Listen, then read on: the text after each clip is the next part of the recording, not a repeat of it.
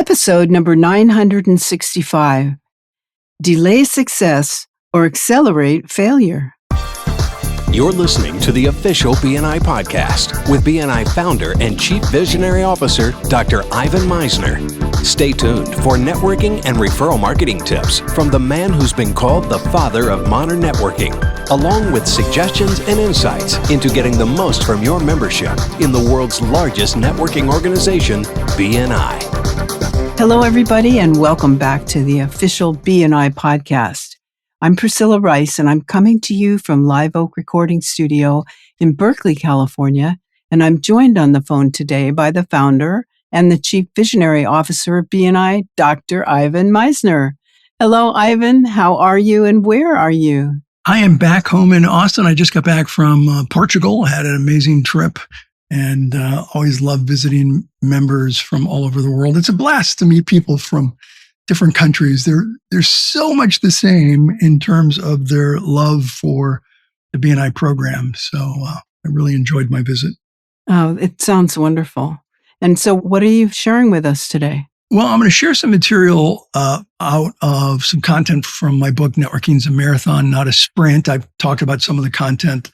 I know I've had some of my co-authors on podcasts. My co-authors, Phil Berg and Bharat Daga, with Networking's a Marathon, Not a Sprint. So I'm going to share some material from that. And I think it's really relevant to BNI. And we wrote that book with BNI in mind in the sense that it takes time to really build a successful network. And, you know, I've talked to people who are like, well, I was in BNI, I was in for 6 months and I left and it didn't work for me. Well, yeah, you were in for 6 months. It's a marathon. It's not a sprint. It takes time. And the most successful networkers understand from the very beginning that networking, like training for a marathon, gets results over time.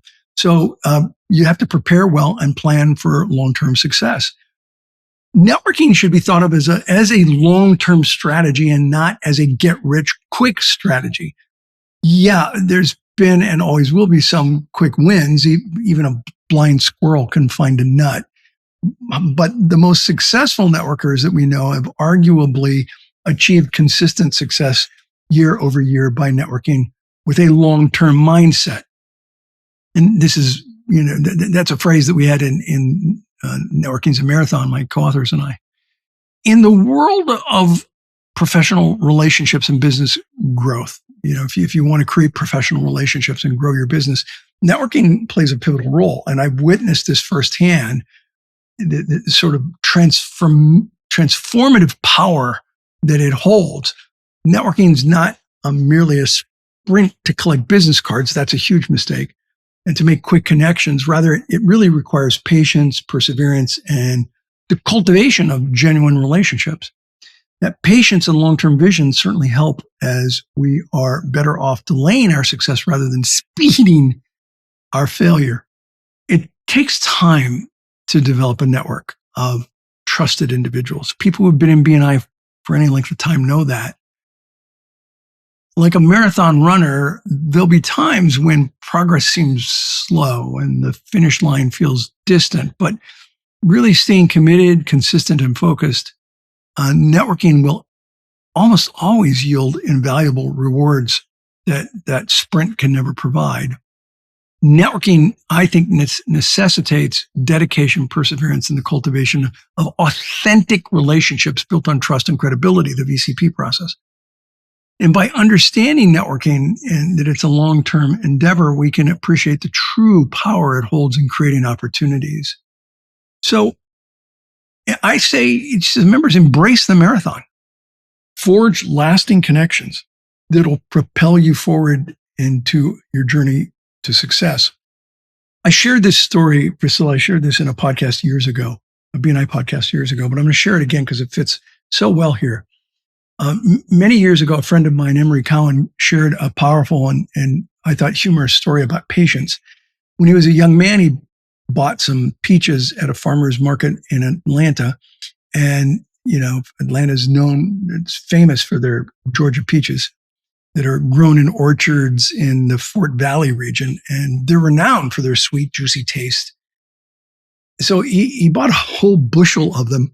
He brought them home and with visions of peach pies and cobblers dancing in his head. And he ate some immediately, but most of them simply sat out on the kitchen counter, he said.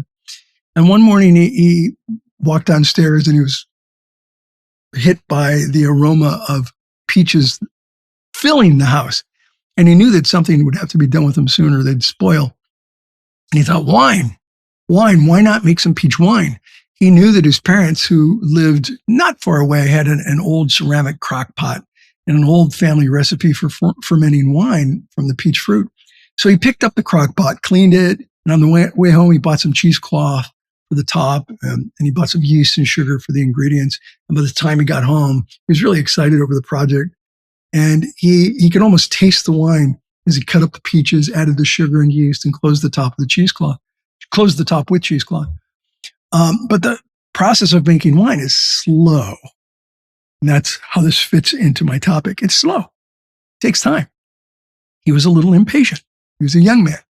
And with the crock pot safely stashed in the cool basement, he would come home from work every day, really excited, and go down and to the basement and smell the brew and give it a taste. But it wasn't ready. It wasn't even close to being ready.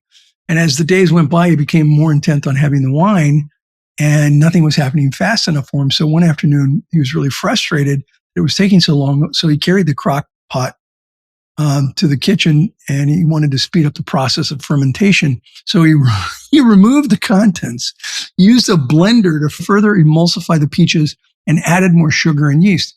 And he was really satisfied with what he had done. And he returned the crock pot to the basement and waited for about a week to taste the batch again. And he was really excited. He went back down to the basement and he sampled the brew. And he shared with me that when he tasted it, he knew it was absolutely the best batch of peach vinegar he'd ever had. And he went on to say that his vinegar making triumph became really a life-shaping parable for him. That whenever he was tempted to rush the process of forming relationships, whether in business or a networking group or in his personal life, he was reminded that some things just take time to achieve success. And he said that relationships require that time, that energy, that persistence, and most of all, that patience. Disappointment is totally related to expectation, and too often the expectation is unrealistic. That's why when new members come into BNI, you need to tell them that this is a marathon, not a sprint. It takes time. And when it comes to networking and building relationships, it's better to delay success than to accelerate failure. Hence the name of my podcast today. Networking truly is a marathon. And if people come into it understanding that, they're going to be a lot more successful. If you're listening to this, have every new member who joins your chapter, have them listen to this episode so they understand that BNI will work for them, but it just takes time, patience, and a commitment to the system and the process. That's my message for today, Priscilla. Any thoughts before we wrap? I have one thought, which is when you're joining BNI, I think that you should be reminded or told for the first time that you actually, the meeting is just one aspect of what you're joining. You also have to make time for one-to-ones. That's really important. And you have to have time to, maybe go to other meetings. I mean, just whatever you can pick up by doing things with other BNI members, I think is really important. And you know what? Ironically, just today I did a webinar and I had someone say to me, I have members who complain that, I have to spend too much time in BNI. Yeah. Buck up, Buttercup. Come on. I mean, really? This is your marketing program. Right. When you spend too much time in BNI, what? Going to the meetings and getting referrals, telling people what you do, explaining your program, doing one-to-ones where you get to talk more about what you do to people, talk to people about what it is that you do. You visit other chapters, all of these things that you just described. Yeah, that's activities in time, but you need to reframe it as activities to build your business. it's part of the marathon. It's part of building those relationships. So these aren't activities to benefit BNI. These are activities to benefit you by using BNI as your marketing platform.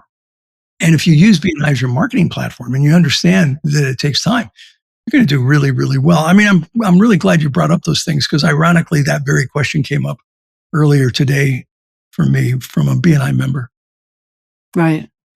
Okay, well, great. I'm glad that you went and explained it further. Well, that's my message for today, unless you have anything to add. Priscilla. No, that's it for me. Thank you. Thank you. This podcast is sponsored by MeisnerAudioprograms.com. These audio programs will provide you with the tools and the inspiration to powerfully enhance your BNI experience.